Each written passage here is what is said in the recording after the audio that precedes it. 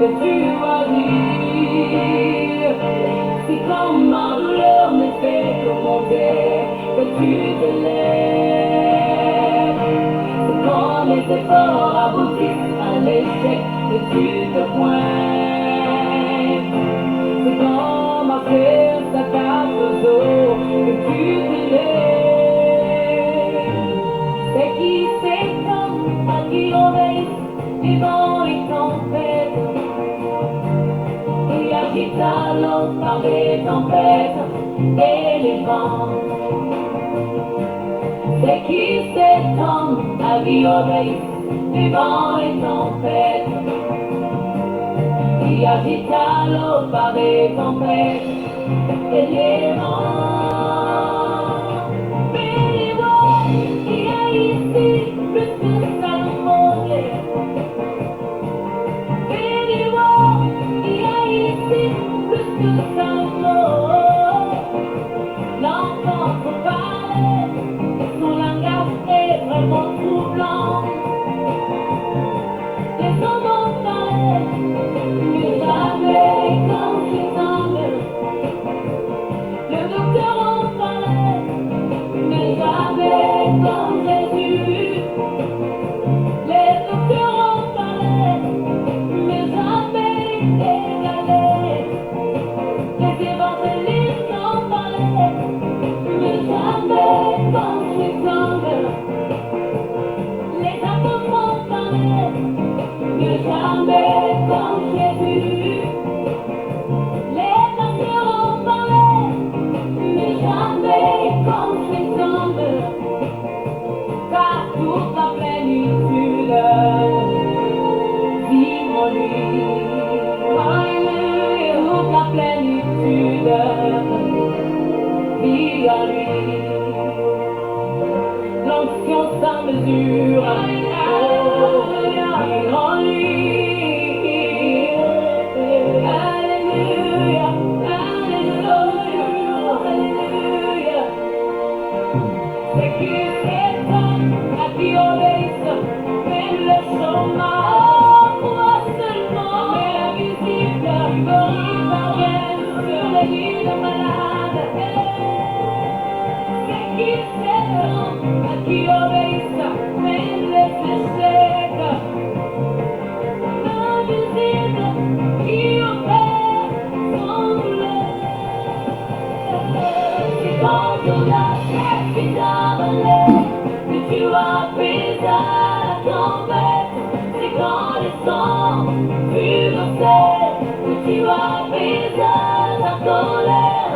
La voix du temple se déchira vraiment le le sacerdoce aujourd'hui dans mon cœur. Le sacerdoce aujourd'hui dans mon cœur. Le sacerdoce aujourd'hui dans mon cœur. C'est qui s'étonne, à qui obéit, et bon. Shalom bien-aimés, de partout où vous êtes, que le Seigneur, notre Dieu, puisse vous bénir pour l'amour que vous témoignez à sa parole, l'attachement que vous avez à sa parole. Nous prions le Seigneur de vous être favorable de partout où vous êtes et que sa main puissante accompagne la vie de tout et chacun. Que vos projets, vos activités, vos business soient bénis au nom de Jésus-Christ. Voilà, nous sommes revenus pour pouvoir continuer avec notre message. Je crois que c'est un message qui va nous prendre beaucoup de temps parce que nous allons calmement, petit à petit, afin de pouvoir expliquer tous les chapitres comme nous avons promis. Jusque-là, nous sommes qu'au chapitre 1er.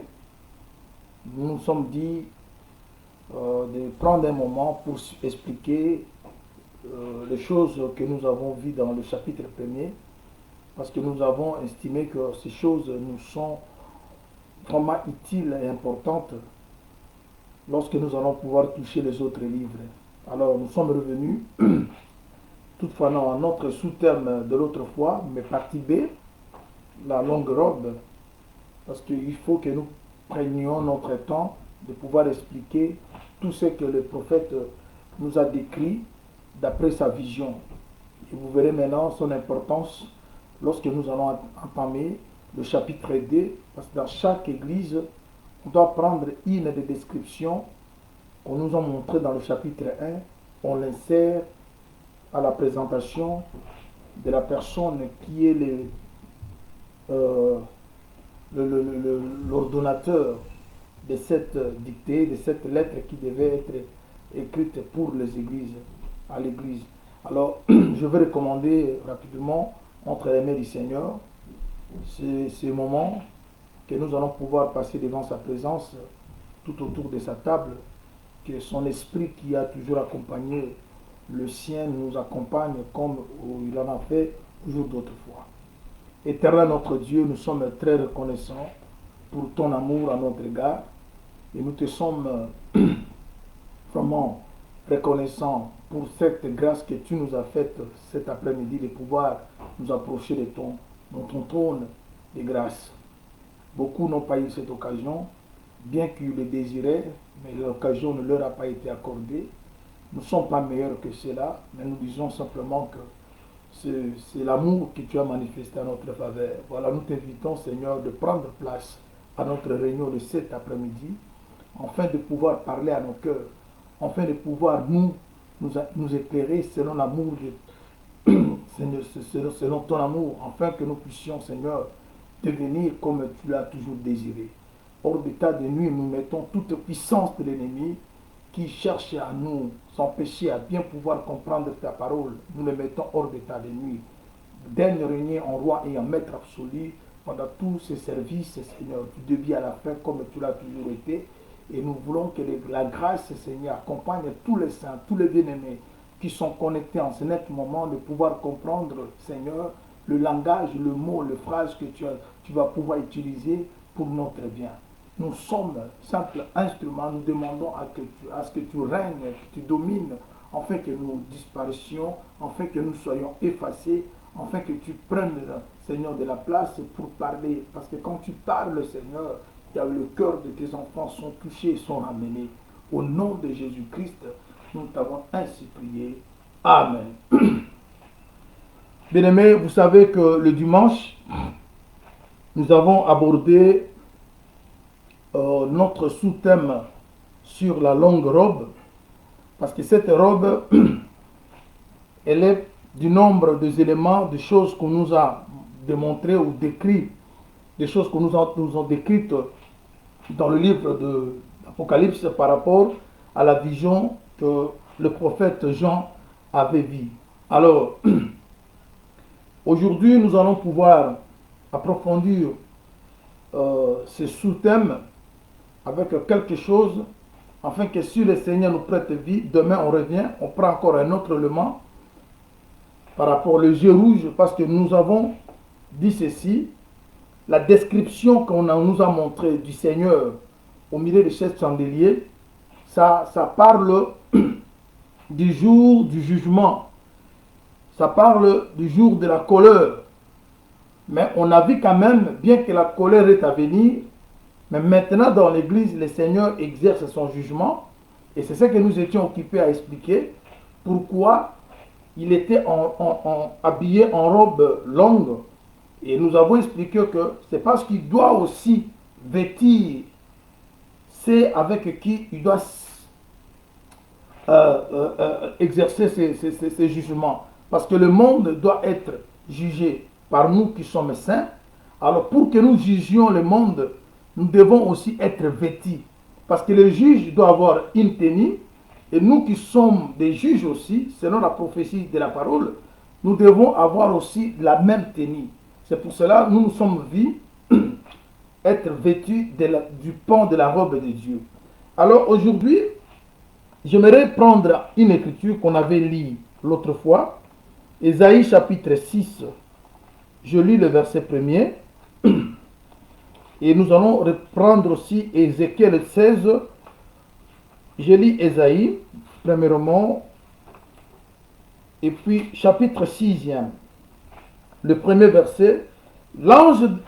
L'année de la mort du roi Osias, je vis le Seigneur assis sur un trône très élevé, et les pans de sa robe remplissaient les temples. Ça, c'est ce qu'on avait lu. Et nous prenons Ézéchiel, chapitre 16. Je vous épargne d'une longue lecture. Au lieu de commencer au verset premier, comme on avait fait l'autre fois, mais j'aimerais que vous commenciez au verset 7. Parce que le 6 premiers versets, nous l'avons déjà lu. Et j'aimerais prendre le verset 7. Alors, j'étais multiplié par 10 milliers, comme les herbes de champ, et tu pris de l'accroissement, tu grandis, tu devins d'une beauté parfaite.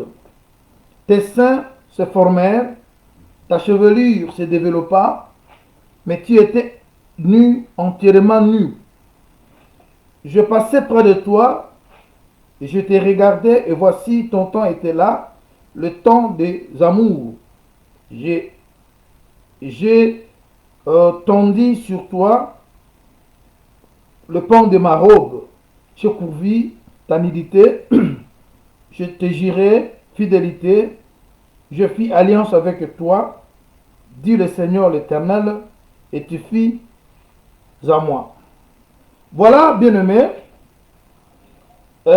c'est par rapport à ces deux écritures que nous allons pouvoir dire quelque chose concernant notre sous-thème d'aujourd'hui, parce que nous sommes dans la continuité de ce sous-thème concernant la robe. Et nous avons dit simplement que Dieu étant souverain sacrificateur, il nous a fait aussi le royaume de Seigneur, il nous a fait aussi le royaume des sacrificateurs, c'est-à-dire nous aussi nous sommes des sacrificateurs. Étant des sacrificateurs, nous devons avoir aussi une tenue appropriée à la sacrificature, au sacerdoce. Ici, je précise, la sacrificature dont je suis en train de parler, ça ne parle pas seulement du ministre. Parce qu'il y a au moment où nous expliquons que la sacrificature parle du ministère, mais ici la promesse de la sacrificature de l'Apocalypse chapitre 1 verset 6 concerne tous les enfants de Dieu.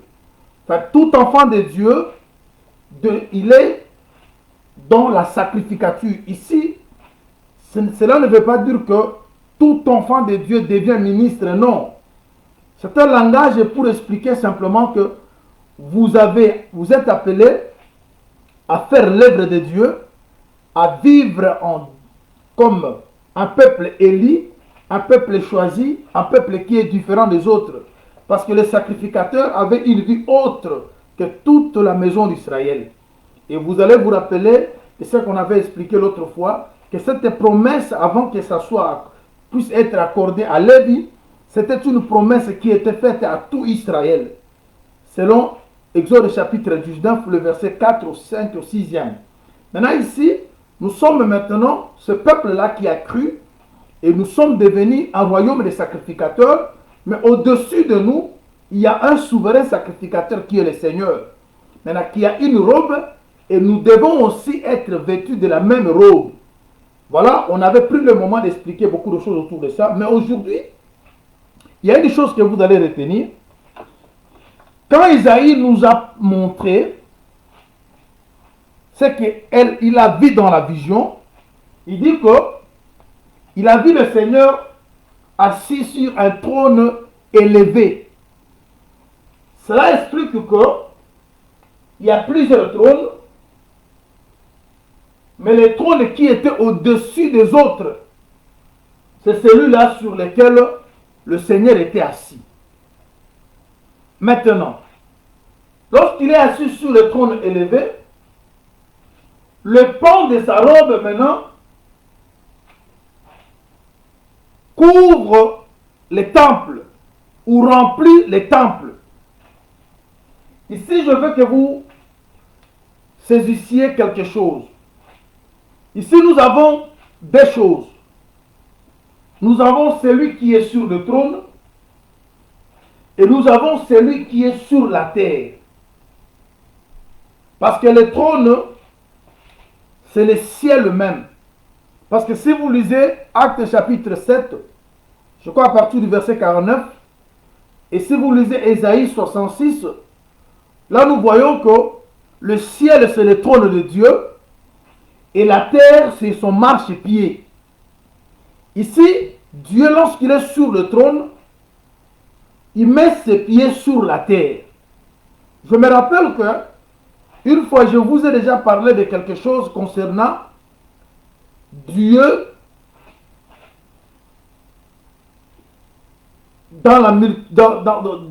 Dieu au pluriel. C'est-à-dire, Dieu est en tête sur le Père. Dieu le pied, c'est le Fils.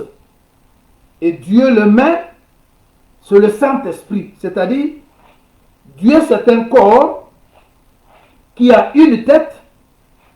Et cette tête-là, c'est lui le Père. Et le pied de ce corps, c'est le Fils qui descend sur la terre. Parce que celui qui était descendu sur la terre, c'était le Fils. Dieu est descendu sur la terre tout en étant Fils. C'est pour cela que vous avez vu que en Éden, il promettait que c'est le pied qui va écraser la tête du serpent. Et le talon qui écrasera la tête du serpent devait être mordu par le serpent.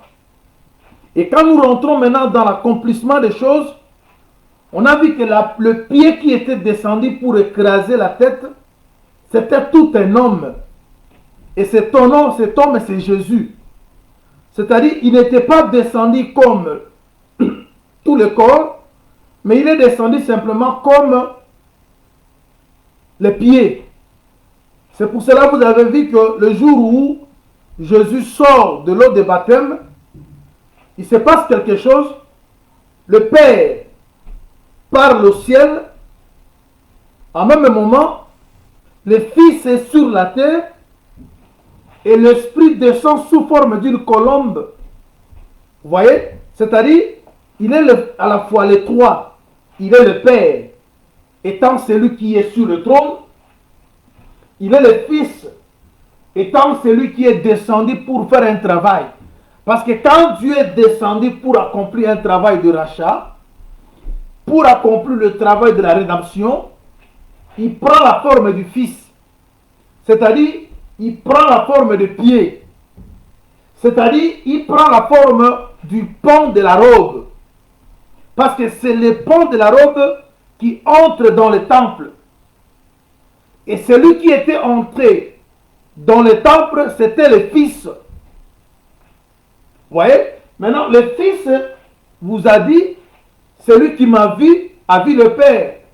Qui veut simplement dire ceci, celui qui a vu le pied a vu la tête.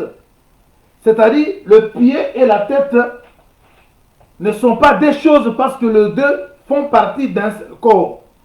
Maintenant, nous avons vu que Dieu était assis sur un trône élevé, d'après Ésaïe 6, premier. Alors, le pan de la robe remplit maintenant le temple. Or, le pan de la robe est en rapport avec le pied. Lorsque vous êtes assis sur une chaise ou un trône, ce sont vos pieds qui sont en contact avec la terre. Et quand nous voyons le pied en contact avec la terre, c'est le Fils. Parce que c'est lui qui a fait la médiation entre le Père et le Fils.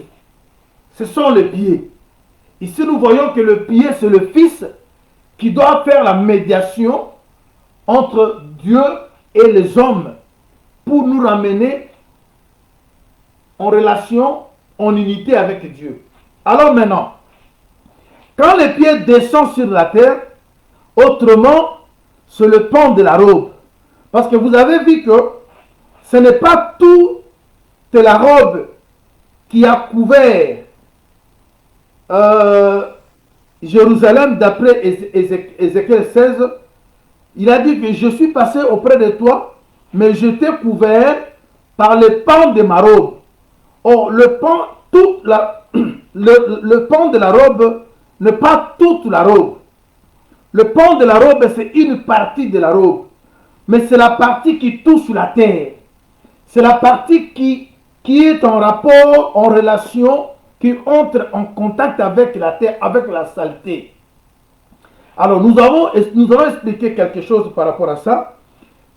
Vous allez d'abord prendre une écriture dans Genèse. Vous allez remarquer que dans Genèse, il se passe quelque chose. Dans Genèse, si vous lisez le chapitre 3e, le verset 21 au verset 23, je vais relire ça, car c'est vraiment important. Genèse 3, je lis le verset 21 au 23e. La démarche que nous sommes en train de faire, c'est pour vous dire simplement que le livre de l'Apocalypse que nous sommes appelés à expliquer, vous le verrez aussi dans Genèse. Vous le verrez aussi dans le jardin d'Éden. Comme le livre de l'Apocalypse veut dire révélation, et nous sommes partis en Genèse pour faire comprendre aux élus de Dieu, aux rachetés de l'Éternel, aux saints de Dieu, que c'était d'abord dans Genèse que Dieu avait commencé à cacher les choses. S'il faut parler de mystère, c'est dans Genèse, premièrement, que le mystère le mystère se retrouve. Et quand Dieu créait le monde, et c'est dans cette occasion-là qu'il était occupé à cacher les choses, comme Proverbe 25, 2 nous dit, la gloire de Dieu, c'est de cacher des choses. C'est pour cela que nous vous ramenons dans ce livre de Genèse, plus précisément en Éden, pour vous faire comprendre comment les choses s'étaient passées là-bas. Alors maintenant, dans ce verset, chapitre 3e de Genèse, le verset 21 au verset 23e, je vais lire ça rapidement, et puis nous allons pouvoir expliquer par la grâce du Seigneur. L'Éternel Dieu fit à Adam et à sa femme des brebis de peau, et il les en revêtit. L'Éternel Dieu dit, voici l'homme est devenu comme l'un de nous, pour la connaissance du bien et du mal. Empêchons-le maintenant d'avancer sa main et de prendre de l'arbre de vie, d'en manger et de vivre éternellement. Et l'Éternel Dieu le chassa du jardin d'Éden, pour qu'il cultivât la terre d'où il avait été pris. C'est ainsi qu'Adam fit chasser ainsi de suite. Ici, il y a une vérité, il y a une profondeur, il y a un mystère, parce que je vous ai toujours dit et je répète chaque fois, quand vous lisez ces livres de Genèse, il faut faire attention. Il ne faut pas prendre un événement parce qu'il y a des mouvements qui se multiplient.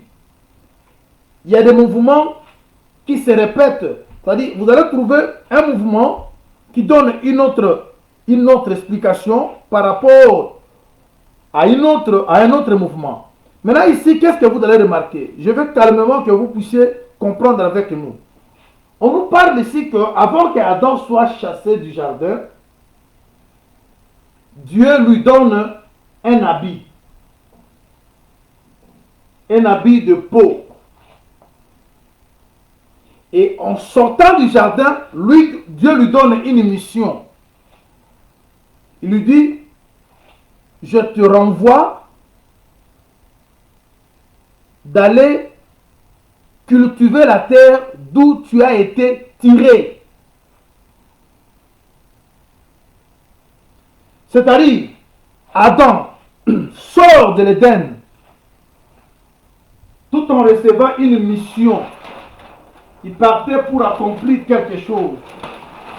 Mais j'ai aimé la phrase, la manière dont Dieu a présenté les choses.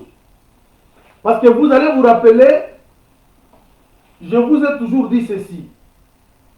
Ça, c'est la terre qui s'est manifestée au troisième jour. Et sur cette terre, il y a eu des arbres et beaucoup de choses que vous connaissez. Mais Éden, c'était un coin à l'orient du jardin, et plutôt de la terre. L'Éden, ce n'est pas toute la terre.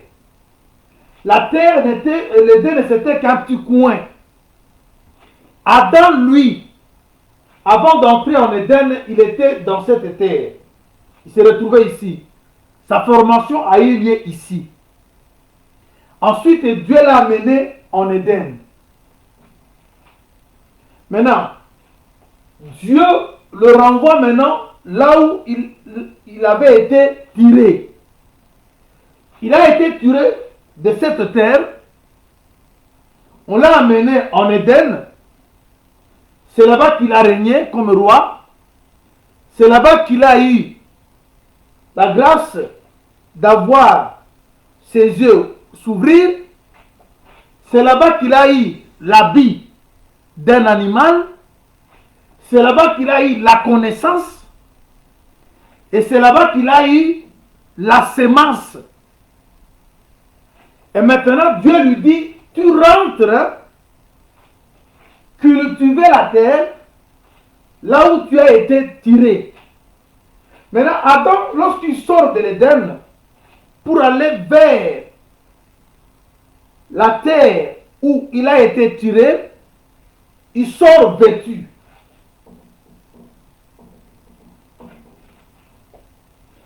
Adam sort voyant. Adam sort comme Dieu. Parce que Dieu certifie que l'homme est devenu comme nous, avec la connaissance du bien et du mal. Adam sort avec une connaissance du bien et du mal. Adam sort comme un homme qui voit, parce qu'il avait les yeux d'Adam et de Ève ne voyaient pas quant à la révélation. Parce qu'ils ont leurs yeux s'ouvrir lorsqu'ils ont mangé le fruit de cet arbre que Dieu avait défendu. Ils étaient nus, mais ils ne se rendaient pas compte. Et maintenant, ils sortent du jardin, vêtus, voyants, et ayant la connaissance du bien et du mal. C'est très important. Ici, il faut faire attention, parce que quand vous voyez cette histoire, il ne faut pas simplement expliquer, parce que Adam parle de plusieurs choses. Vous verrez que Adam parle de Jésus, Adam parle d'Israël, Adam parle d'un pécheur, et Adam parle aussi de l'Église. Adam parle aussi d'un ministre qu'on doit confier une mission. Alors ici maintenant, je vais faire un peu de la broderie. Je vais secouer un peu de la nuée pour que vous voyez une autre réalité qui était cachée dans ces mouvements. Adam qui était là, il sort maintenant, mais Dieu ne le laisse pas sortir nu. Qu'est-ce que Dieu va faire? Dieu va prendre une peau d'un animal. Et je précise une chose ici. Dieu savait pourquoi il n'a pas donné le nom à cet animal. Il a dit simplement, Moïse en parlant, il a dit que Dieu a tué un animal. Parce que cet animal, il a tué, parlait de tous les animaux. Ça parle, tous les animaux que vous savez que ça parlait de Jésus. Bouc, bélier, brebis, agneau, bœuf, tout ça, même les oiseaux. Cet animal-là, parce qu'un oiseau, c'est aussi un animal zélé. Alors, tous les sacrifices qu'on devait donner sur la terre pour que cela parle de Jésus, c'est résumé de cet animal-là que Dieu avait tué. C'est la raison pour laquelle, lorsque Moïse parle de cet animal, il ne donne pas le nom de l'animal pour laisser de brèches, afin que quand vous allez venir avec des interprétations et de la révélation, que cet animal parle de tous les autres animaux, parle des brebis, parle de l'agneau, parle du bouc, du bélier, de tout ce que vous connaissez que ça parlait de Jésus. Alors c'est ça que vous voyez. Maintenant, Adam qui va sortir. Ils sont comme les frères Paul. Vous allez voir même la mission du frère Paul dans cet homme d'Adam. Ou la mission de tout ministre, vous le verrez dans cet homme. Mais avant que cet homme sorte pour aller là où il a été tué, Dieu doit l'aménager. Et doit l'aménager en lui donnant un habit, en lui donnant la capacité de voir. Dieu va permettre à ce que Adam ait la connaissance du bien et du mal. Maintenant, il va rentrer pour aller cultiver là où il a été tiré. Et c'est là où sera notre message d'aujourd'hui. Parce que ceux qui vont aller cultiver là où ils ont été tirés, ils doivent amener leur expertise. Ils doivent amener quelque chose qu'ils ont acquis, qu'ils ont eu, là où ils ont été. Parce que quand vous partez en stage, Adam était comme en stage. C'est là-bas qu'Adam a été enseigné. Maintenant, il doit maintenant sortir, maintenant pratiquer tout ce qu'il avait reçu dans l'Éden. Parce que quand il a été mis en Éden, Dieu lui a donné l'ordre de cultiver. C'est-à-dire, il avait déjà appris à cultiver en Éden.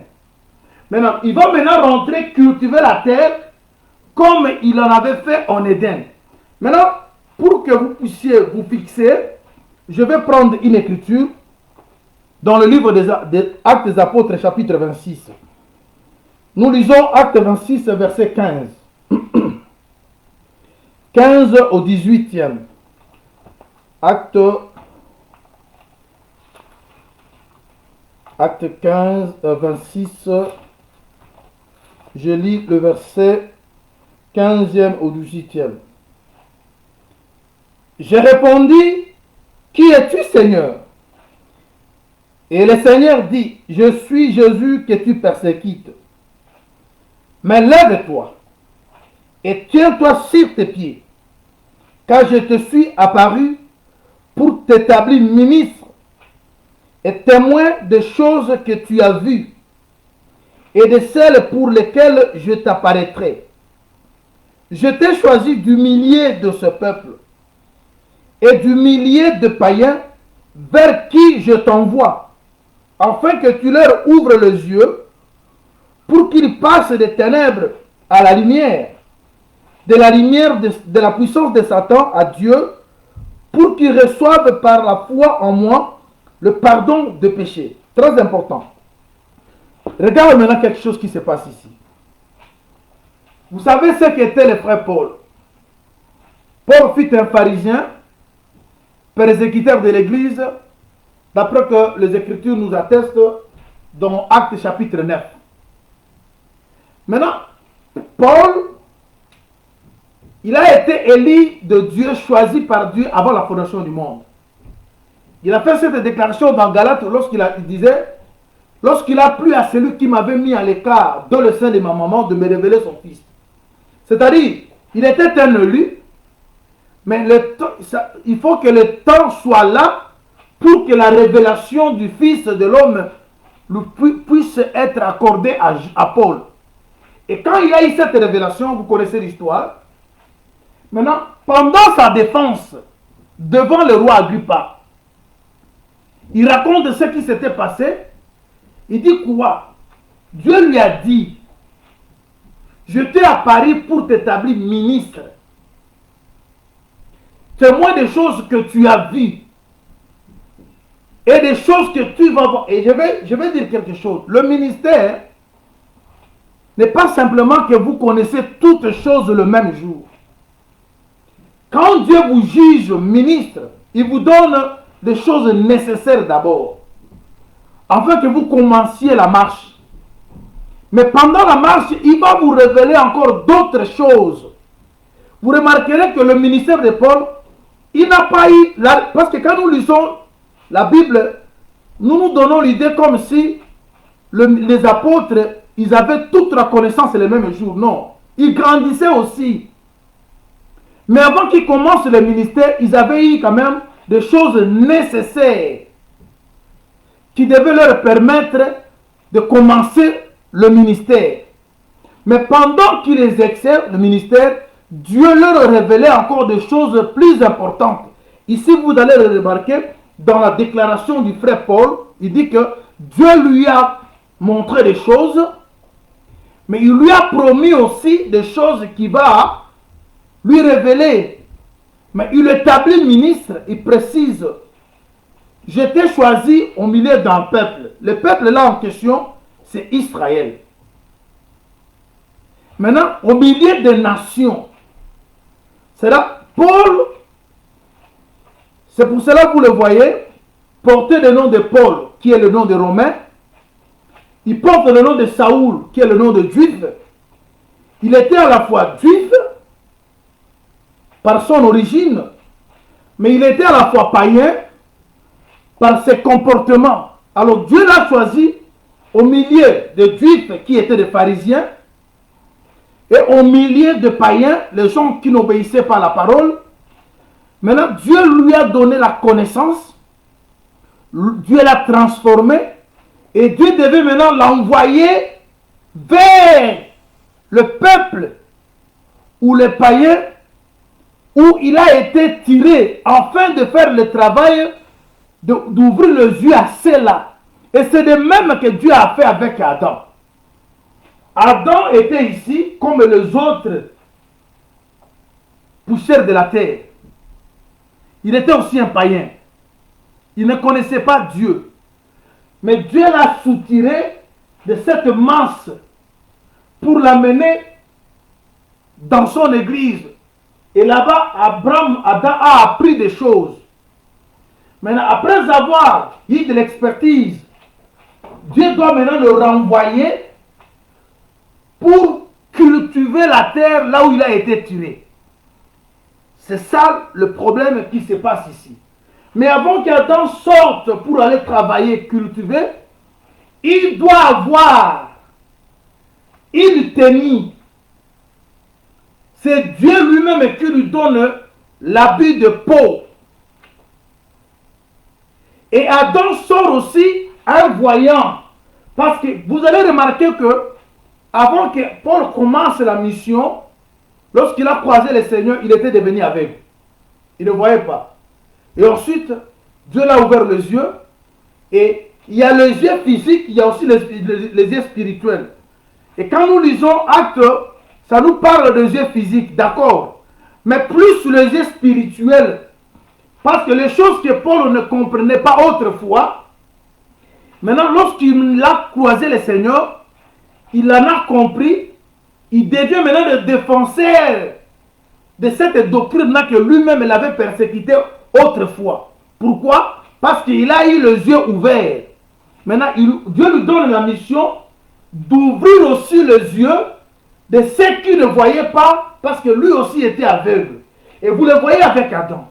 C'est pour cela, quand vous lisez le livre de Genèse, je vous en supplie, mes frères, ne restez pas simplement dans un sens, prendre Adam et l'expliquer simplement comme un pécheur. Mais il faut voir des nuances. Il faut voir les choses que Dieu a cachées dans cette vie, de la vie de cet homme-là, Adam. Parce que Adam qui sort ici, je vous explique quelque chose. Quand vous lisez par exemple Proverbe, je crois chapitre 27, verset 26, où vous faites l'inverse, on nous dit quoi? On dit que les brebis sont là pour nous vêtir.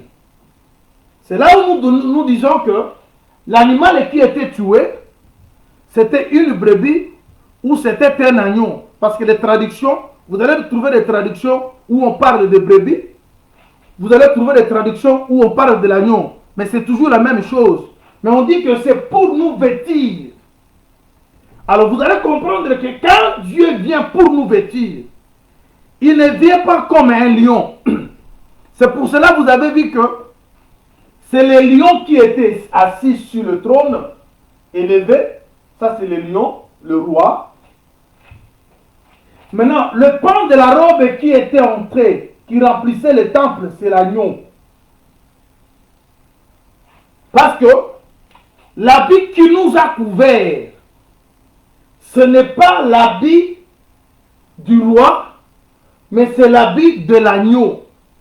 Parce que le Seigneur que nous portons aujourd'hui, nous le portons parce qu'il s'était fait agneau. Parce que quand Dieu s'est fait agneau, c'est ainsi que c'était possible qu'il meure.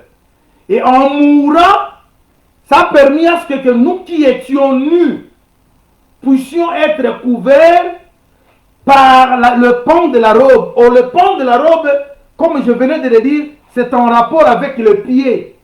Parce que c'est le pied qui touche la terre, selon qu'il est écrit, le ciel est son trône et la terre est son marchepied.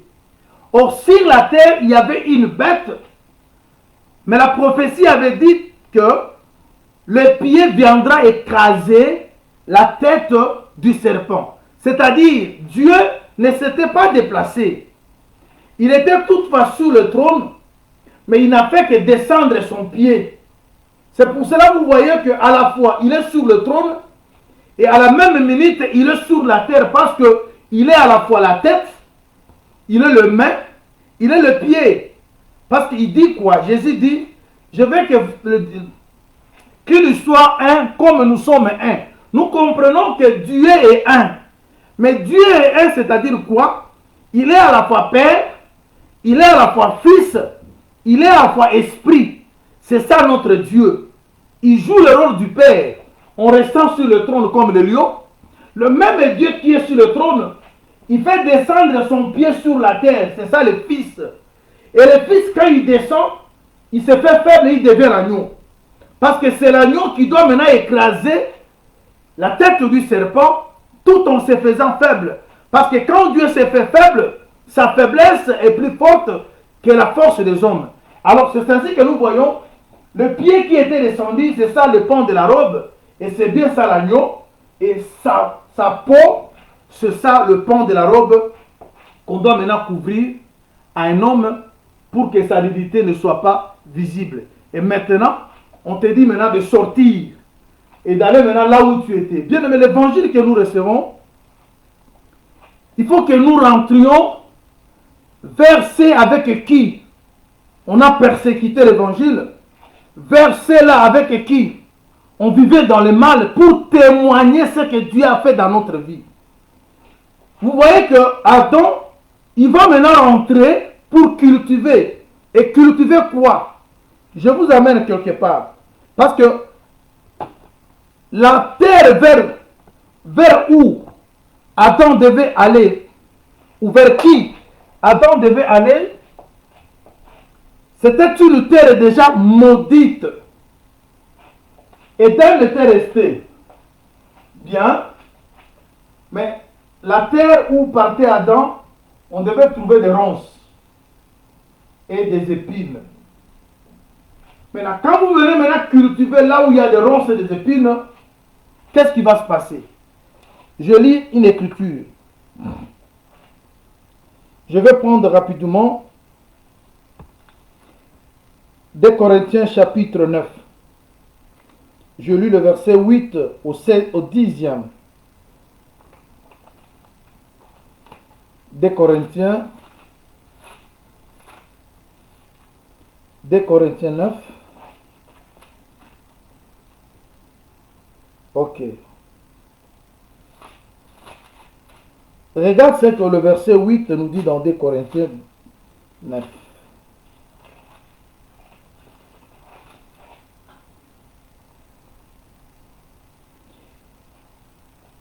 Et Dieu peut vous combler de toutes ces grâces, afin que possédant toujours en toutes choses de quoi satisfaire à tous vos besoins,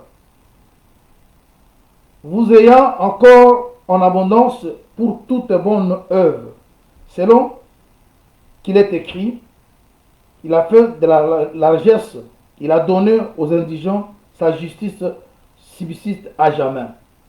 Celui qui fournit de la semence au semeur du pain pour sa nourriture. Très bien. Ici, qu'est-ce que nous allons comprendre? Adam, il est ici.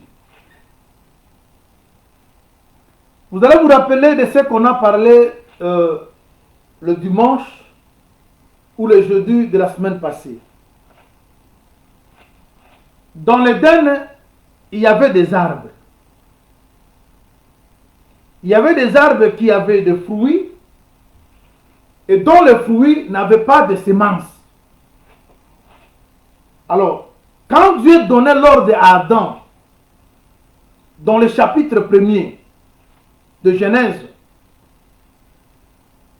à partir du verset 29, il dit à l'homme et à la femme, après les avoir créés, il dit quoi? Je vous autorise de manger toute herbe verte et tout arbre dont son fruit a une semence. Vous, parce qu'à cette époque-là, il n'y avait qu'Adam et Ève qui étaient des hommes. Les deux étaient des hommes. Et le reste des créatures étaient des animaux. Maintenant, à l'homme, qu'est-ce que Dieu donne? Il donne l'ordre de manger le fruit qui a une semence dans son intérieur. J'avais expliqué. Des fruits, quand vous avez des fruits comme la banane, c'est un fruit. Mais la banane n'a pas à son intérieur une semence.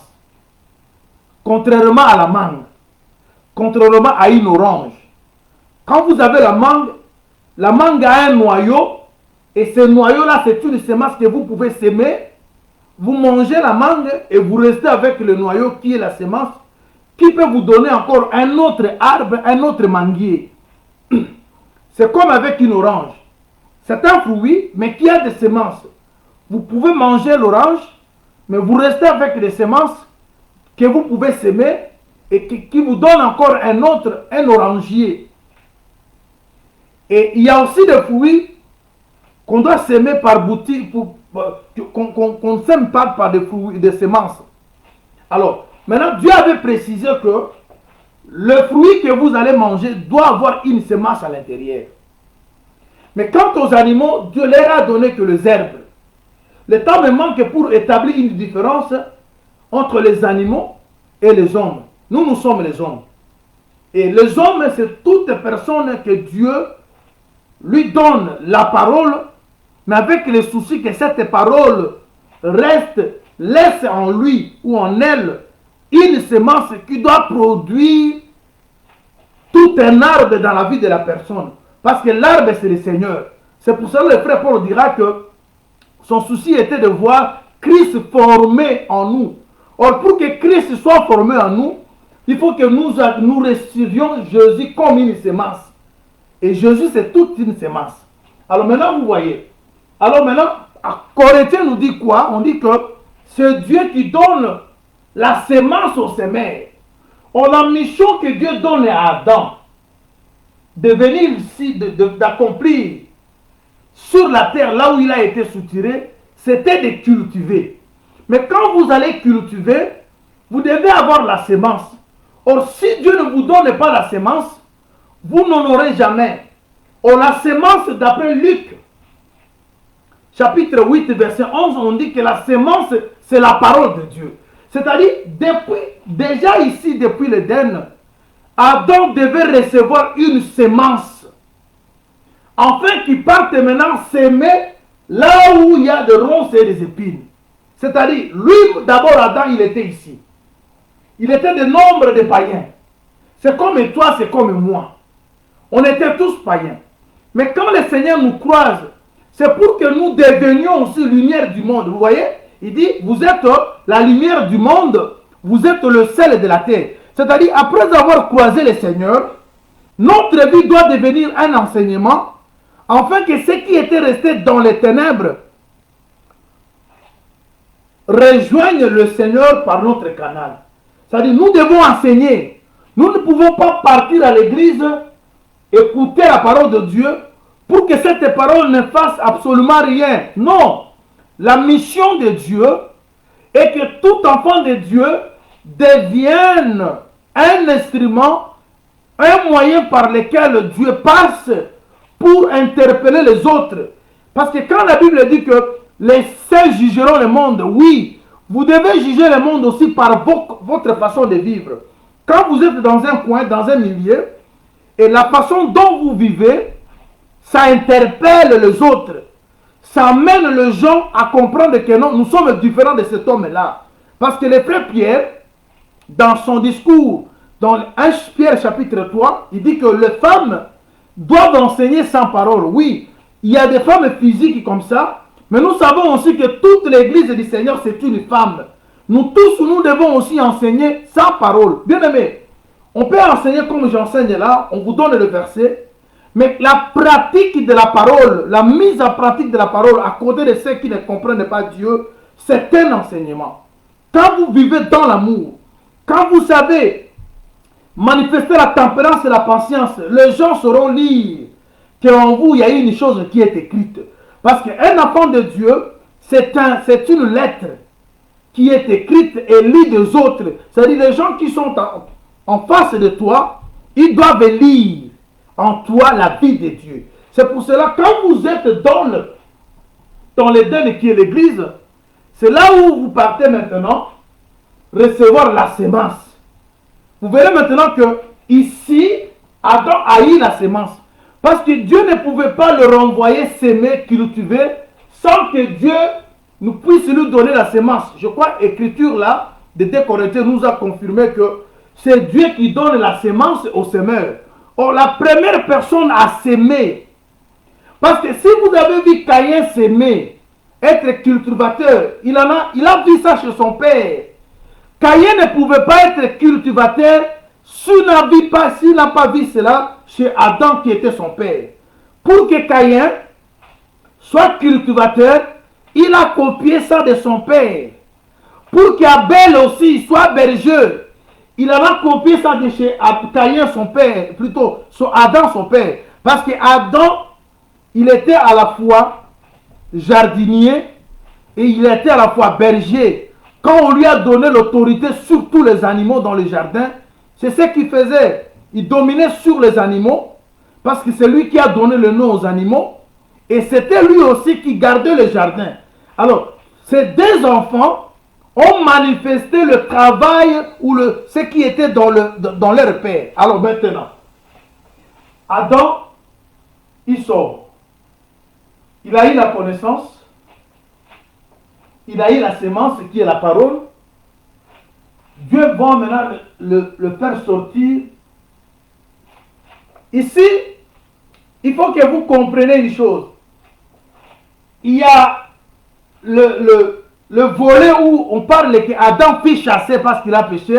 D'accord. Mais dans un autre sens de la révélation, Adam sort du jardin comme la personne qui a fini son stage. Il a maintenant tous les atouts.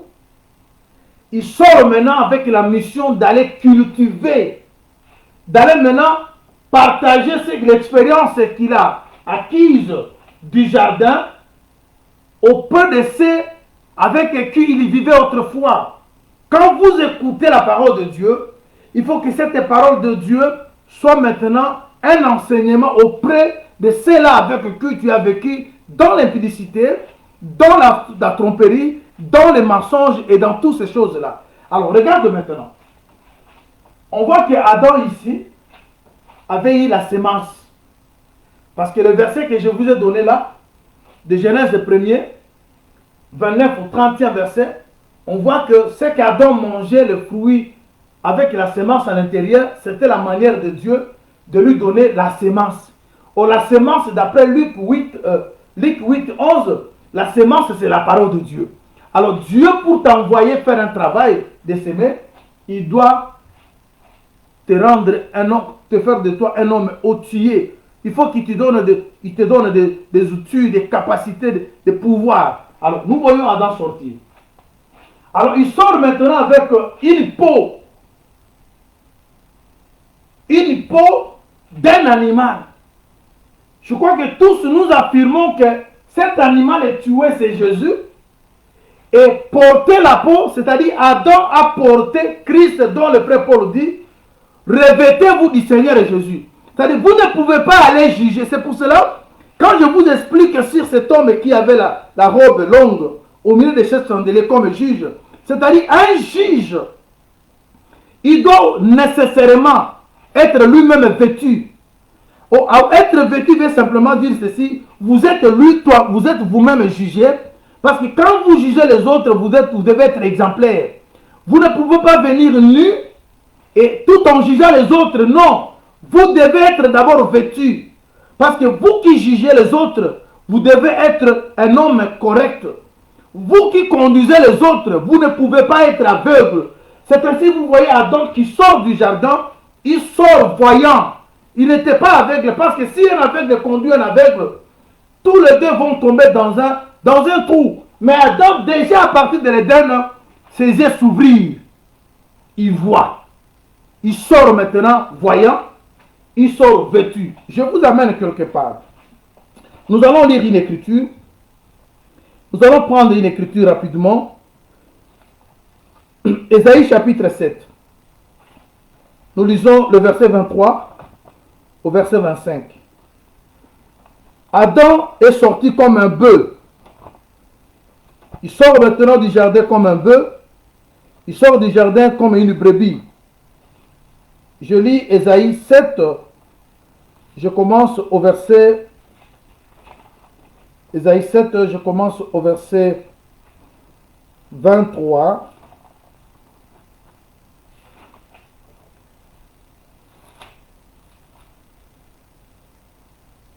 Ok. 23 au 25e.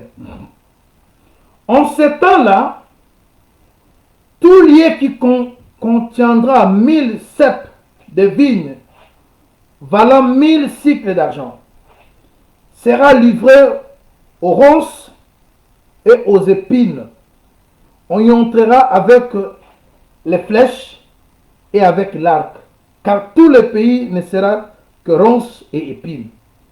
Et toutes les montagnes que l'on cultivait avec la bêche ne seront plus fréquentées par crainte des ronces et des épines. On y lâchera le bœuf et la brebis pour fouler, on foulera les sols. Très important. Rappelez-vous, quand vous lisez Genèse 3, 17, quand Dieu commençait à maudire, il a maudit les serpents, il a maudit la femme, ça c'est aussi d'autres chambres. Il arrive chez l'homme, il maudit la terre. Il dit, la terre sera maudite et on aura des ronces et des épines. Je vous dis calmement ici que la terre que Dieu avait maudite, ou le sol qui était maudit, ce n'était pas en Éden. Parce que Dieu a dit que c'est avec difficulté que tu trouveras ton pain. C'est-à-dire, Adam, lorsqu'il sort de l'Éden, il va vers une terre où il y a des ronces, où il y a des épines. Or, parler des ronces et des épines, ça parle de la malédiction. Ça parle de méchants. Vous voyez maintenant, vous êtes maintenant éclairé à partir d'ici. Vous êtes vêtus. Dieu vous donne maintenant la sémence. Il vous donne la mission de venir cultiver. Mais quand vous venez cultiver sur une terre où il y a des ronces et des épines, c'est-à-dire vous avez affaire aux ronces et aux épines. C'est-à-dire quoi? Adam a été mis devant une situation. Il va maintenant vers des personnes qui ne croyaient pas, vers les personnes qui ne comprenaient pas, mais on lui donne la mission de s'aimer ce que lui a reçu de l'Éden en est. Maintenant, il sort. Maintenant, quand nous avons lu Ésaïe, Ésaïe dit quoi? Lorsqu'une terre est couverte de ronces et des épines, l'homme ne sait pas entrer. On ne sait plus utiliser la bêche. Mais on va lâcher le bœuf, j'aime ça. Et la brebis. Pour que le bœuf et la brebis fassent un travail. Or, vous savez que le bœuf, ça parle du ministère.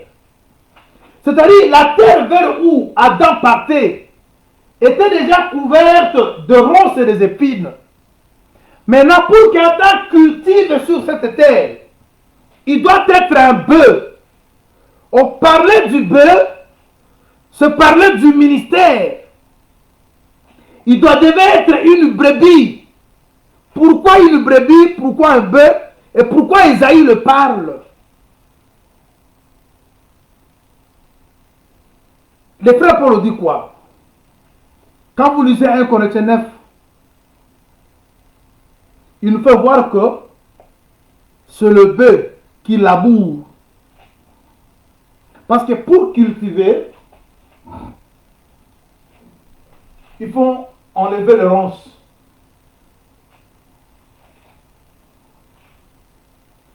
Et les ronces, c'est quoi? Parce que la parole de Dieu, c'est une bonne sémence. Rappelez-vous de la parabole que Jésus a donnée dans Matthieu chapitre 13. Il a parlé d'un homme qui sort de sa maison avec une semence. Maintenant, il va maintenant pour semer. Une partie des semences tombe le long du chemin. Les oiseaux sont venus. Ils ont pris cette semence. Une autre partie de la semence est tombée parmi les épines. Et les épines l'ont étouffée. Une autre partie de la semence est tombée dans un endroit pierreux. Comme il y avait des pierres, ça a empêché que la semence puisse prendre racine. Et quand le soleil est venu, la semence a séché. Mais il y avait une bonne terre où la semence était tombée. Bien aimé dans le Seigneur, le Seigneur nous a montré 4 sortes de terrains. Mais les 3 premiers terrains étaient des terrains problématiques, où il y a des ronces, des épines, des pierres, où c'était le long du chemin. Maintenant, pour que le terrain devienne un bon terrain, pour que la terre soit une bonne terre, on doit faire au préalable un travail. C'est ainsi, vous voyez, Ésaïe parle dans Ésaïe 5, quand Dieu donne la prophétie sur sa vigne. Avant de s'aimer, qu'est-ce qu'il dit? Il dit quoi? Il a remué la terre. Il a ôté des pierres. Vous voyez? C'est-à-dire, pour que vous posiez, pour que vous mettiez, pour que vous sémiez la bonne semence, il faut que vous vous rendiez d'abord compte que les choses qui peuvent créer l'obstacle à la semence sont soutirées de cette terre. Alors vous voyez maintenant le pourquoi on a aujourd'hui de bien-aimés qui ont écouté cette bonne parole, mais en ayant des terres non aménagées, en ayant des cœurs non travaillés. Et la bonne parole de Dieu est étouffée. La parole ne produit pas de fruits parce que l'intérieur, là où la semence devait être posée, n'a pas connu le travail. Quel est ce travail? C'est de labourer, ôter des pierres, ôter tout ce qui est... Vous voyez les gens, ils vous prêchent l'évangile, mais la haine est dans le cœur. La jalousie, la méchanceté. Et toutes ces choses-là empêchent à ce que la bonne... Parce que l'évangile que nous vous annonçons, l'évangile que d'autres bien-aimés annoncent, je crois bien-aimés, c'est un bon évangile. Mais le problème est que cet évangile, au lieu d'être qu'elle soit suivie de bonnes œuvres. Cela ne se fait pas pourquoi on a les problèmes de ronces, on a les problèmes des épines. Parce que vous y étiez, vous savez ce que les frères Paul dit dans le livre d'Éphésiens. Autrefois, nous y étions ténèbres, mais maintenant nous sommes lumière. Bien-aimés, nous tous nous y étions dans les ténèbres. Maintenant, le Seigneur nous a amenés ici. Nous sommes visités, nous avons reçu la connaissance. Il nous renvoie d'aller cultiver là où on a été soutiré. Alors maintenant, vous allez vous croiser aux ronces et aux épines. Parce que les ronces et les épines n'étaient pas en Éden. Les ronces et les épines étaient là où Adam allait. Mais vous verrez qu'Adam était équipé. Adam avait la peau. Adam avait les yeux ouverts. Adam avait la connaissance du bien et du mal. J'aime ça. Ici, je vous amène pas dans un autre volet, mais je vous amène dans le volet que Adam avait la connaissance du bien et du mal, mais il savait distinguer le bien du mal lorsqu'il arrive maintenant là où il doit cultiver. Parce qu'il trouvera des choses qui seront, qui demandent à ce qu'ils soient mises à côté avant que la semence soit posée. C'est pour cela qu'Ésaïe nous dit ceci. Lorsqu'un terrain est couvert de ronces et d'épines, on ne peut pas utiliser la bêche. On ne sait pas entrer dans ce terrain, mais on doit plutôt lâcher un bœuf et une brebis. Et maintenant, je suis au point de vous expliquer que le bœuf, c'est qui? Le bœuf, c'est un ministre. Adam, lorsqu'il sort du jardin pour aller cultiver, il sortait comme un bœuf. Dieu lui donne maintenant la mission d'aller amener ce qui était dans les ténèbres à la lumière. C'est comme il a donné à Paul. Il dit, je t'apparie pour t'établir ministre, afin que tu sois témoin des choses que tu as vues et des choses pour lesquelles je t'apparaîtrai. Il ajoute, je t'ai choisi parmi ce peuple et parmi les païens vers qui je t'envoie. C'est-à-dire, Paul est sorti parmi le peuple incrédule, étant pharisien. Peuple est sorti parmi les persécuteurs. Mais après avoir été aménagé, Dieu lui a doté de capacités. Paul est visité, les yeux sont ouverts. Paul est baptisé de l'Esprit de Dieu. Il reçoit la mission de rentrer là où il était, vers ses amis persécuteurs, vers ses amis païens, non pour que eux les séduisent, mais pour que Paul leur apporte la lumière. Parce que Dieu qui s'incarne en nous, c'est une lumière, afin que nous soyons la lumière du monde. Vous voyez, bien-aimés dans le Seigneur. Et maintenant, nous qui avons reçu l'évangile, il faut que le monde puisse commencer à être jugé par nous, dans notre maison, dans notre famille. Notre comportement doit juger ceux qui vivent dans le mal, afin que les gens disent, mais non, cette personne, elle n'est pas comme nous, elle est différente. Pourquoi pas nous aussi devenir comme lui? Parce qu'il était avec nous, on vivait ensemble, on faisait tout ensemble avec lui. Mais aujourd'hui, la personne est aménagée. Qu'est-ce qui empêche que moi aussi puisse être comme lui? Parce que Paul était parmi les persécuteurs, mais à un moment donné, il est visité. Dieu lui donne maintenant la capacité de convaincre ceux avec qui il persécutait autrefois. Et c'est ce que vous voyez avec Adam. Mais avant que vous partiez juger les autres, on dit quoi? Un homme spirituel juge de tout. Mais il est lui-même jugé par personne. Alors avant de juger, vous devez avoir la tenue. C'est pour cela que vous voyez, celui qui marche au milieu des 7 chandeliers, bien que la description qu'on nous donne parle du temps du jugement, mais il est dans l'église. C'est pour dire qu'à l'église maintenant, Dieu exerce son jugement par l'évangile. Il nous donne la tenue qui va nous aider à juger. Parce que vous ne pouvez pas juger sans toge. Regardez, 1 Corinthiens 9. Nous lisons 1 Corinthiens 9, 9 et Luc 10, 3. Dans 1 Corinthiens 9, qu'est-ce que le Seigneur dit à travers son serviteur Paul? Il dit quoi? Il dit, car il est écrit dans la loi de Moïse, tu ne muselleras point le bœuf quand il foule le grain. Dieu se met-il en peine de bœuf? Vous voyez? Ici, les frères Paul nous fait comprendre que c'est le bœuf qui foule les grains. C'est le bœuf qui est le travailleur dans le champ. Lorsque le champ a des épines, lorsque le champ a des ronces, on envoie le bœuf.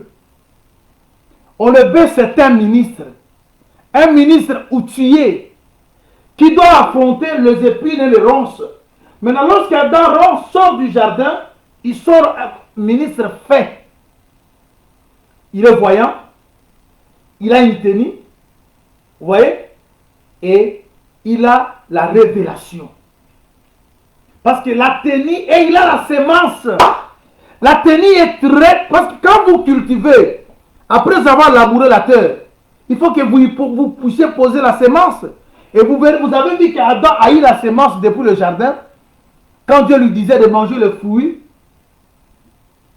dans lequel il y a une sémence. Et nous avons démontré que la sémence, c'est la parole de Dieu. Adam sortait comme une personne qui a la sémence. Et cette sémence, il devait maintenant la mettre sur la terre, mais il trouve que la terre a des ronces. Pourquoi on devait envoyer aussi une brebis? Quand vous lisez Luc 10, verset 3, si je ne me trompe pas, qu'est-ce que dit le Seigneur? Il dit, je vous envoie comme de brebis au milieu des loups. Oh, envoyer une brebis, c'est avoir c'est-à-dire, celui qui va travailler doit avoir un corps de sacrifice. Le sacrifice. Bien aimé, l'œuvre de Dieu, c'est une œuvre qui se fait avec un sacrifice. Vous devez savoir que vous allez travailler à côté des ronces et des épines. Ronces et épines parlent aussi de loup. Et la personne qui vient travailler, il est comme une brebis. C'est-à-dire, quand vous êtes brebis, vous avez l'esprit de la brebis, c'est-à-dire, vous avez la nature de Christ. C'est pour ça que le frère Paul pourrait dire, j'achève sur mon corps ce qui restait aux souffrances de Christ. Il y a des ministres aujourd'hui, ils ne veulent pas souffrir pour le Seigneur. Parce que, vous savez, vous avez vu ce qui s'est passé avec Paul. Paul a été persécuté. C'est avec qui il s'est retrouvé d'un même côté lorsqu'il a changé le langage. Il n'était pas bien aimé. Il n'était pas réussi. Et quand vous changez la façon de vivre, même celle avec qui vous étiez autrefois dans un même camp, ils ne sauront jamais vous supporter. Mais il faut que vous veniez tout en étant une brebis. C'est-à-dire vous êtes préparé pour le sacrifice. Vous êtes préparé pour la souffrance. Parce que vous allez faire un travail à côté des ronces et des épines. Quand le prophète nous parle, Salomon, sur sa femme, il dit, ma femme c'est comme le lit au milieu des épines. Vous voyez, quand vous partez cueillir le lit, la fleur qui est au milieu des épines, il faut que vous puissiez vous préparer, que vous serez aussi piqué, touché par les épines. Vous n'aurez pas un terrain facile. Il y aura des gens, il y aura des personnes qui vont se lever contre vous, qui ne vont pas vous croire. Mais il faut que vous ayez la confiance de la personne qui vous a confié la mission. C'est lui qui vous a jugé digne. Il sait maintenant que vous êtes capable de cultiver. Il sait maintenant que vous êtes capable d'aller verser avec qui vous étiez autrefois. Pour leur dire des choses, vous avez vu, bien aimé. Quand quelqu'un est converti et que la puissance de Dieu est en lui, Dieu enlève la paix. C'est ainsi les frères Paul pourraient dire qu'on n'a pas reçu l'esprit de timidité, mais nous avons reçu l'esprit de force. Je vais lire une écriture avec vous. Éphésiens chapitre 5. Je lis Éphésiens 5.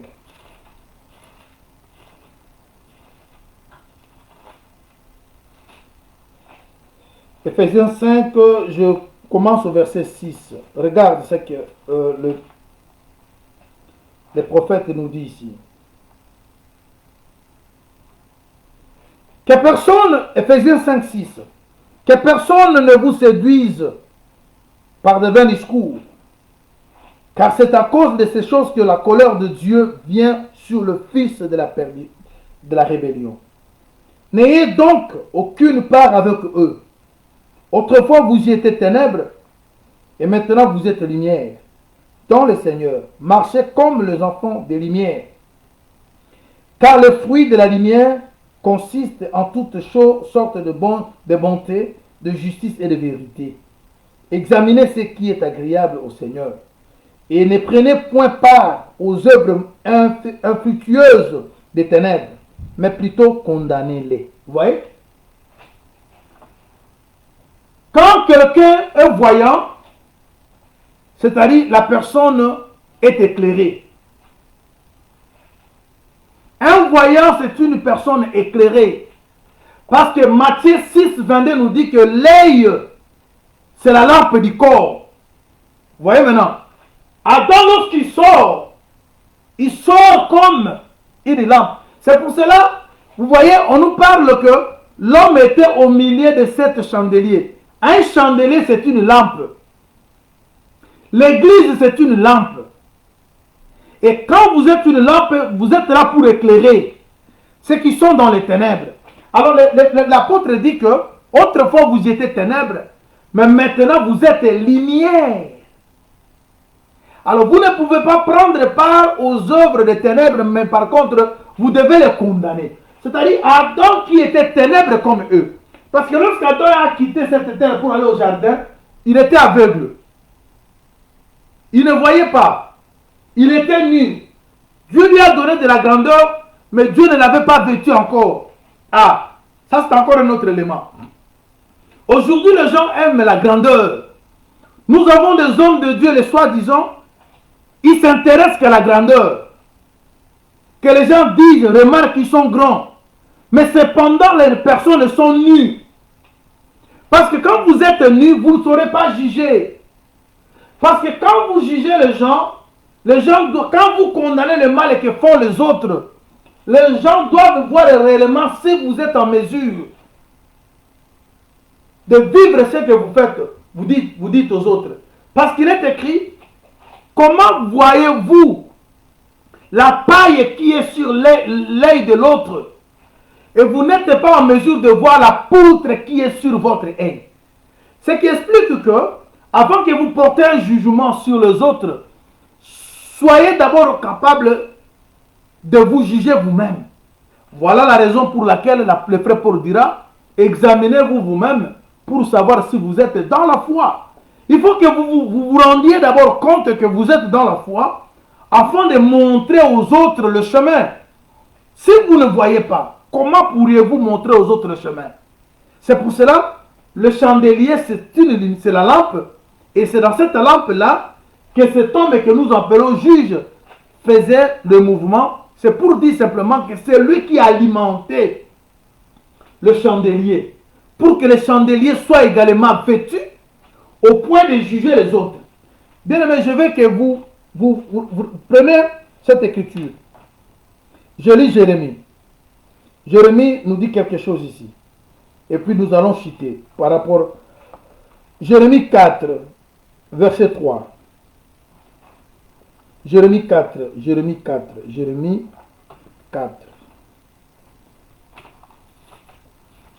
Voilà. Jérémie 4 nous dit ceci.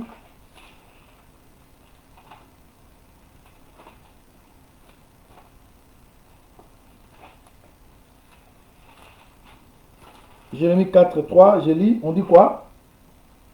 Car ainsi parle le Seigneur aux hommes de Juda et de Jérusalem.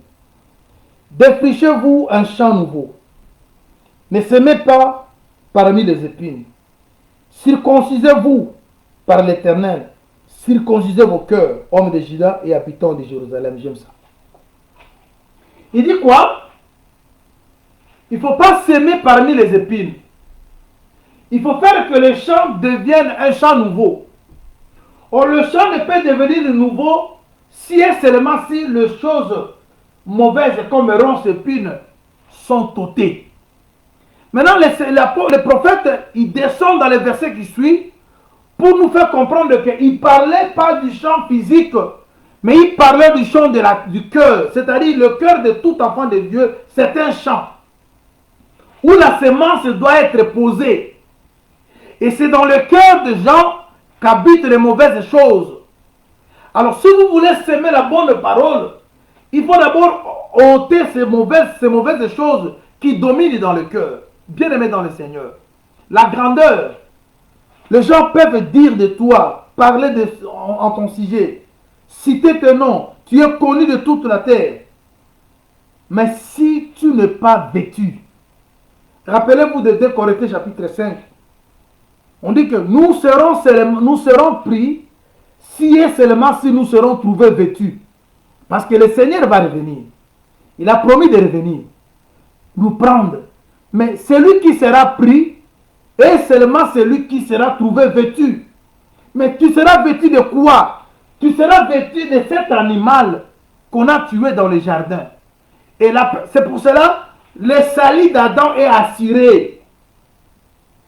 Adam, son salut est assuré parce que nous voyons que Adam était vêtu. Adam est sorti du jardin vêtu. Dieu lui confie une mission. Dieu, avant de confier une mission à quelqu'un, il doit se rendre compte que la personne est transformée. Regardez ce qui se passe dans Ésaïe 6. Il a vu le Seigneur, il commence à pleurer, il dit que malheur à moi, je vis parmi le méchant, mais je vis le Seigneur. On doit ôter l'iniquité qui était dans sa bouche.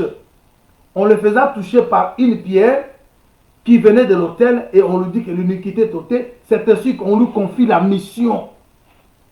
Bien-aimé dans le Seigneur, cette mission, Dieu t'a donné aussi. Pour que les gens qui sont tout autour de toi trouvent que tu donnes le goût. Parce que vous allez vous rappeler, on avait parlé dimanche que vous devez être frotté du sel. Quand vous êtes frotté du sel, c'est-à-dire pour que vous donniez le goût. C'est pour que les gens suivent le Seigneur par votre canal, en voyant votre manière de vivre. Alors, voyez maintenant, le prophète Adam, Dieu l'a vêtu par le pan de sa robe. Le pan de la robe qu'Adam avait vêtu, c'était la peau de l'animal. Parce que l'animal qui était tué dans le champ, c'était le pan de la robe. Cependant, Dieu était sur le trône comme le lion. Mais il était descendu comme un agneau pour mourir. Parce que Dieu n'est pas mort comme le lion. Il ne pouvait pas mourir comme un roi. Il est mort comme un agneau. Et en mourant comme un agneau, sa peau nous a servi de vêtements. Et maintenant, quand nous sortons comme des brebis qui ont conscience de ce qu'ils sont en train de faire, ce qu'ils sont en train d'aller faire dans le monde, à côté des ronces et des épines. On nous dit maintenant de cultiver. Mais on nous dit qu'avant de cultiver, il faut que vous puissiez défricher un champ nouveau, il faut enlever les épines. Et le prophète Jérémie précise qu'il s'agit du cœur.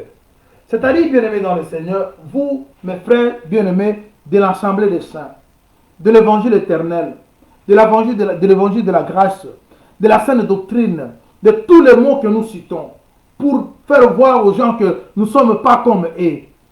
Mais le grand problème, la parole, c'est une bonne semence.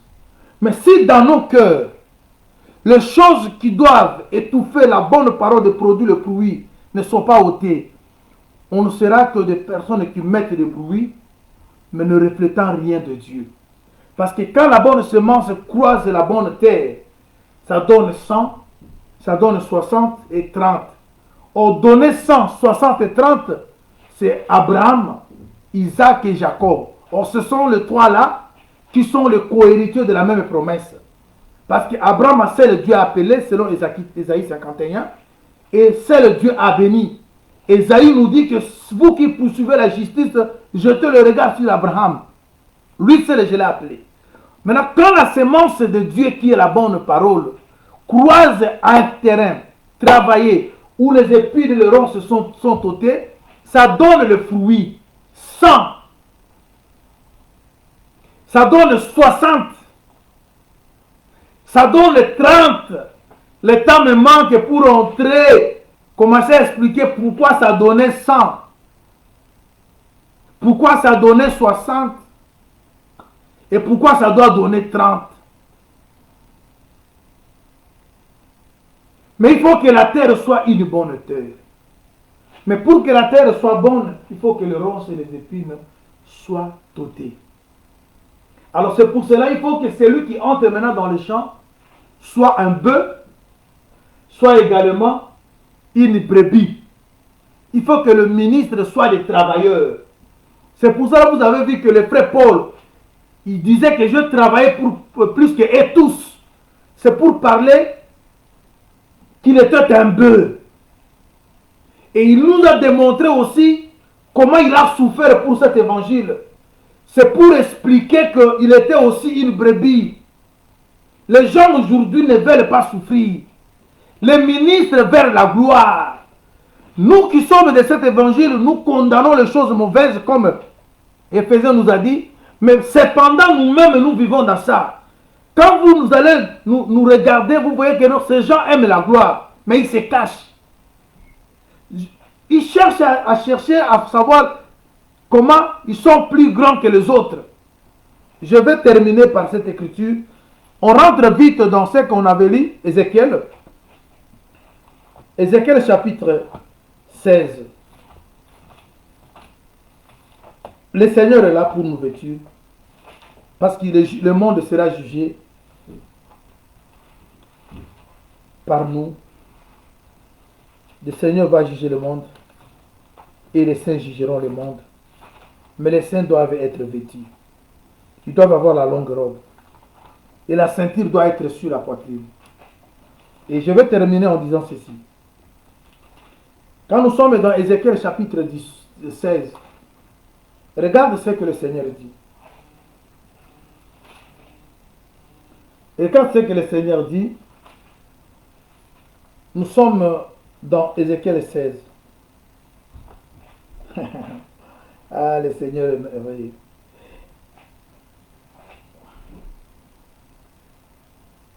Le verset 7. Je commence au verset 6 pour la bonne compréhension. Je passais près de toi, je t'aperçus baigné de ton sang, et j'ai dit, vis dans ton sang, et j'ai dit, vis dans ton sang. Je te multiplié par 10 milliers. Et écoutez ici, le Seigneur trouve quelqu'un abandonné, quelqu'un sale. Le Seigneur multiplie cette personne par 10 milliers comme les œuvres des champs. Tu pries de l'accroissement et tu grandis. Ah! C'est ce que beaucoup de gens cherchent. D'être toujours grand, qui soit reconnu supérieur des autres. Le Seigneur a fait avec Jérusalem.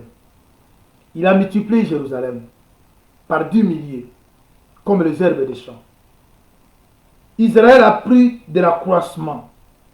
Israël a grandi. Tu deviens d'une beauté parfaite. Tes seins se formèrent. Ta chevelure se développa. Mais tu étais ni entièrement ni âme. C'est-à-dire, il y a des moments où nous voyons les gens sont devenus grands, célèbres. On parle de lui dans tous les coins du monde. Et c'est ce que les gens poursuivent aujourd'hui. Mais vous voyez que Dieu parle qu'il a tout fait ça, il a fait tout cela, il a donné la grandeur, il a multiplié cet Israël. Il lui a donné une beauté parfaite. Il lui a même donné les seins, la chevelure, la gloire. Mais cependant, elle était entièrement nue. Vous voyez, la nudité est venue être couverte en dernière position. Et c'est ça qui se passe aussi en Éden. Adam, les yeux sont ouverts. Adam est devenu comme Dieu. Connaissance du bien et du mal, il en a. Mais Adam est nu. Mais Dieu, avant de l'envoyer, Adam n'était pas envoyé simplement parce qu'il avait la connaissance. Mais Dieu a tenu aussi compte d'un élément. Il faut que tu sois vêtu. Être vêtu, c'est le témoignage qui accompagne la vie de l'homme. Tu peux connaître tous les mystères de la parole. Tu peux avoir une puissance de chasser les démons. Mais la vie de Dieu doit être vécue, doit être visible. Tu dois être couvert ou couverte par le vêtement pour que la nudité ne soit pas vue. On a des gens, des hommes de Dieu aujourd'hui, ils ont des églises pleines, mais ils ont un mauvais témoignage. Il y a ceux qui parlent mieux, ils parlent bien, mais ils ne sont pas vêtus. Ils ont des mauvais témoignages. Bien aimé, pour juger, parce que vous devez juger, vous devez condamner les mal. C'est pour cela que vous allez remarquer, dans leurs églises, ils ne savent pas dire aux gens de fuir le péché. Ils ne savent pas censurer sur le péché. Parce que dans la salle, dans l'église, il sort avec 4 versets. Mais il ne sait pas ouvrir sa bouche pour dire l'impudicité c'est mauvais parce que lui est dans la boîte. Il ne sait pas ouvrir sa bouche pour dire le mensonge est mauvais parce que lui-même vit dans l'escroquerie. Il ne sait pas condamner le mal que font les autres parce qu'on les connaît bien. Il est dans ça. Mais c'est une personne renommée. Il a de la grandeur. Le monde entier parle de lui. Bien aimé, c'est pas ça. Regardez Élisée lorsque elle arrive à Sunem, j'aime ça. Une seule femme qui était fille de Dieu, la femme de Sunem, on dit que c'était une femme de distinction. Cette femme a vu Élisée, elle n'a pas vu la grandeur, mais elle a vu la sainteté. Il a dit, cet homme, c'est un saint homme de Dieu. Cette femme a vu la sainteté dans Élisée. Elle n'a pas d'abord vu la grandeur.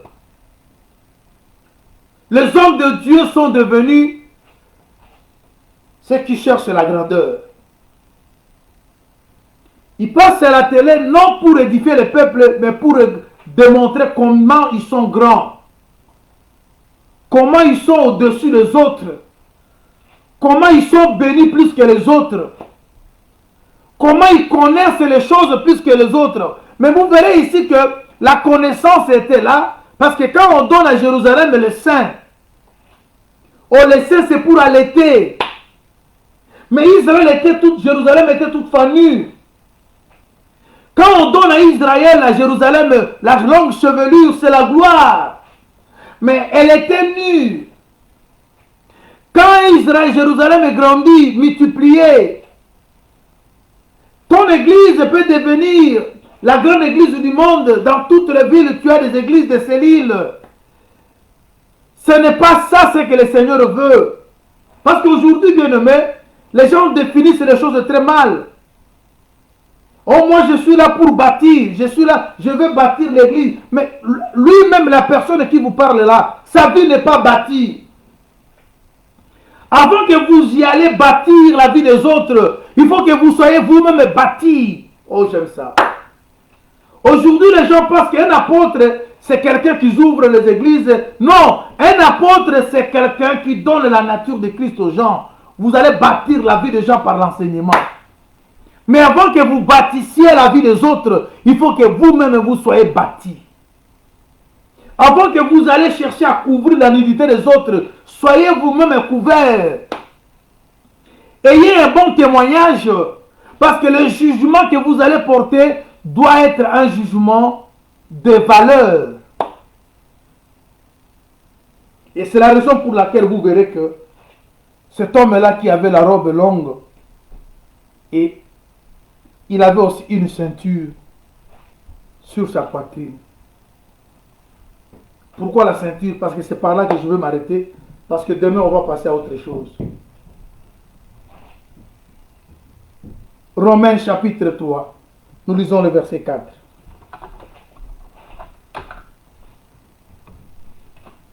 Aujourd'hui, les assemblées des saints sont rentrés même plus que ce que nous étions occupés à condamner le jour d'autrefois. C'est là où il y a des rancines, c'est là où les gens ne se parlent pas, c'est là où les gens ne se supportent pas, c'est là où les gens ne s'excusent pas, ne se pardonnent pas. Mais ils vous parlent de mystère, ils vous parlent que nous voilà, nous avons le sein, nous avons le chevelure, mais vous manquez le vêtement, la tenue, la peau.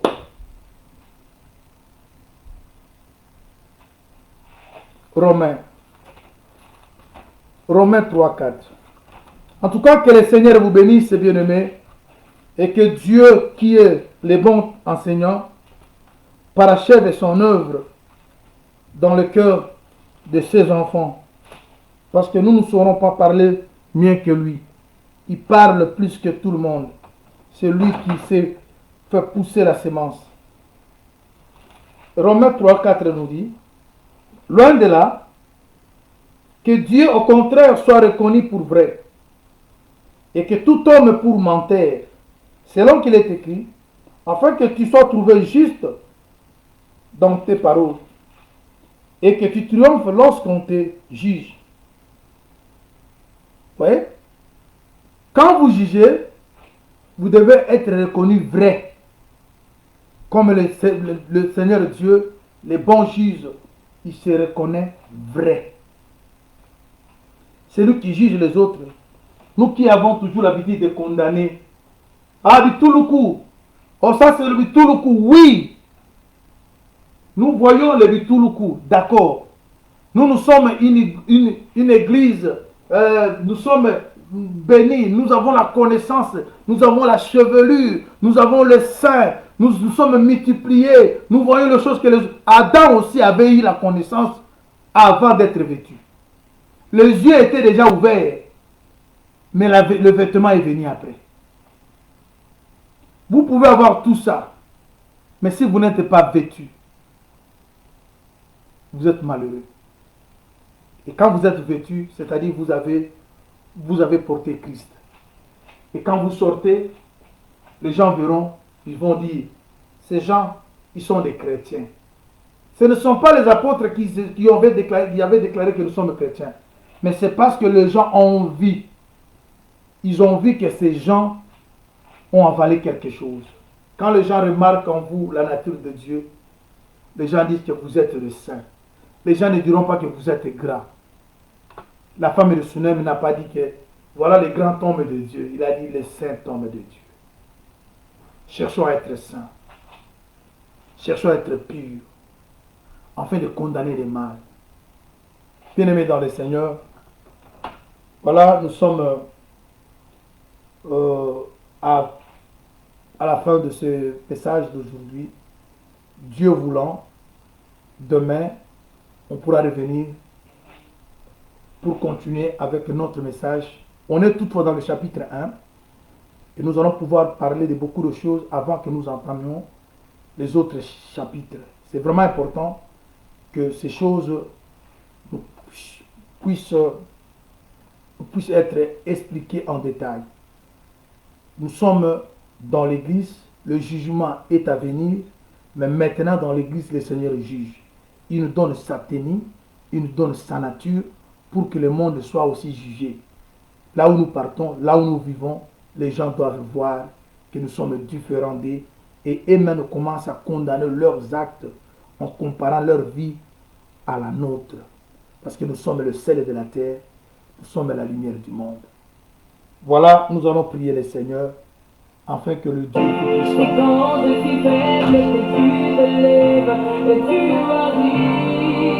Éternel Dieu, le Dieu des esprits des prophètes, celui qui dit un mot et les choses accomplies.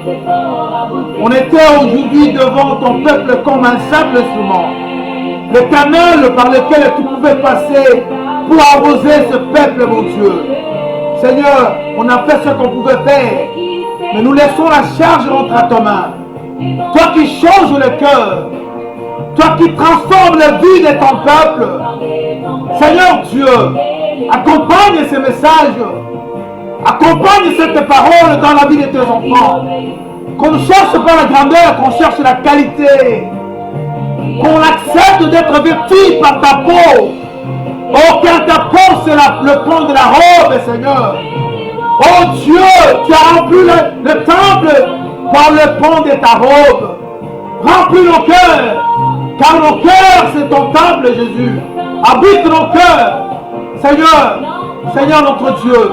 Que les ronces, les épines, Seigneur, soient, Seigneur, ôtées, pour que ta semence prenne de la place, afin que les fruits, oh, soient donnés 100, 60 et 30, Seigneur. Paul a planté, Apollos a arrosé, c'est toi qui fais croître la parole. Accompagne le cœur, ta parole dans le cœur de tes enfants. Seigneur, achève ce travail quand il est écrit, quand tu commences une affaire, tu sais comment la rendre parfaite. Oh Dieu, passe devant dans le cœur de tes enfants. Seigneur, c'est toi le bœuf, c'est toi l'agneau, mon Dieu. On ne sait pas se servir de la bêche, mais tu as dit si le terrain est occupé par le ronce des épines, on doit lâcher le bœuf, on doit lâcher la brebis, c'est bien toi Jésus. Seigneur, oh Dieu, oh Dieu, oh Dieu, Seigneur, fais ton travail. Ramène, Seigneur, ramène la nouveauté de vie dans le cœur, dans la vie de tes enfants. Bénis-toi. Que cette parole soit tout pour tes enfants. Bénédiction et paix. Au nom de Jésus-Christ. Merci Jésus.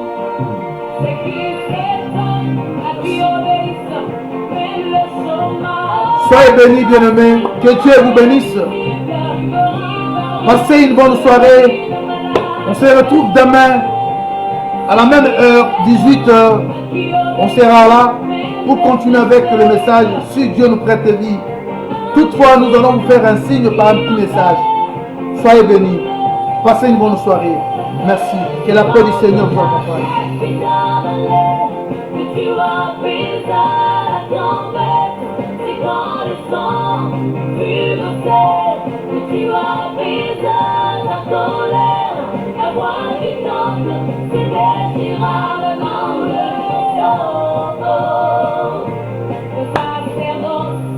Aujourd'hui, dans